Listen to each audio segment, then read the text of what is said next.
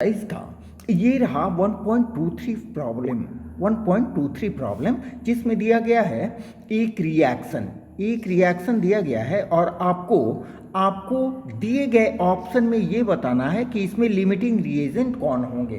तो आप साथ में ये भी बता देना कि एक्सेस रिएजेंट भी कौन होंगे। तो सबसे पहले इसमें समझना होगा कि रिएक्शन पैटर्न क्या है। रिएक्शन पैटर्न में बच्चों देख रहे हो कि ए का 1 मोल 1 एटम भी के 1 मोल 1 मॉलिक्यूल से रिएक्ट कर रहा है। ठीक है, दैट मीन्स इक्वल अमाउंट में ये एक दूसरे से रिएक्ट कर रहे हैं, यही ध्यान में रखना है। ठीक है, अब देखें फर्स्ट क्वेश्चन में कंबाइनिंग अमाउंट कितना है बच्चों? कंबाइनिंग अमाउंट है 300 एटम्स, जबकि बी का कंबाइनिंग अमाउंट है 200 मॉलिक्यूल्स। तो क्या होगा, बी का 200 मॉलिक्यूल्स ए के 200 एटम से ही कंबाइन करेगा, जिसके कारण ए का 100 एटम्स बच जाएगा, जिसके कारण ए को आप क्या बोलोगे? ए को बोलोगे एक्सेस रिएजेंट और बी को हम कहेंगे लिमिटिंग रिएजेंट, क्योंकि बी इस रिएक्शन को लिमिट करता है। ठीक है, चलिए दूसरे में आते हैं।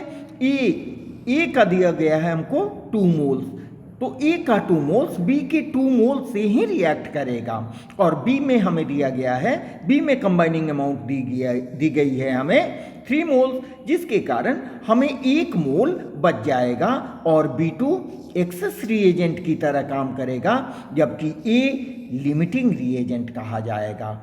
तीसरे सवाल में हम लोग देखेंगे कि कंबाइनिंग अमाउंट कितना है। दोनों का 100 एटम्स और 100 मॉलिक्यूल है, जिसके कारण नंबर ऑफ अनरिएक्टेड मॉलिक्यूल कितने हो जाएंगे? 0 हो जाएंगे। इसमें कोई एक्सेस और लिमिटिंग रिएजेंट होने का सवाल ही नहीं है। चौथे सवाल में देखें, ए का 5 मोल्स बी के 2.5 मोल से रिएक्ट करता है। ठीक है, तो ए का 2.5 मोल हमारा बच जाएगा, जिसके कारण ए एक्सेस रिएजेंट और B2 कंप्लीटली कंज्यूम्ड होने के कारण B2 लिमिटिंग रिएजेंट कहा जाएगा। ठीक उसके अपोजिट यहां पर दिया गया है हमें ए का 2.5 मोल्स, जबकि बी का 5 मोल्स दिया गया है। तो B2 में क्या होगा?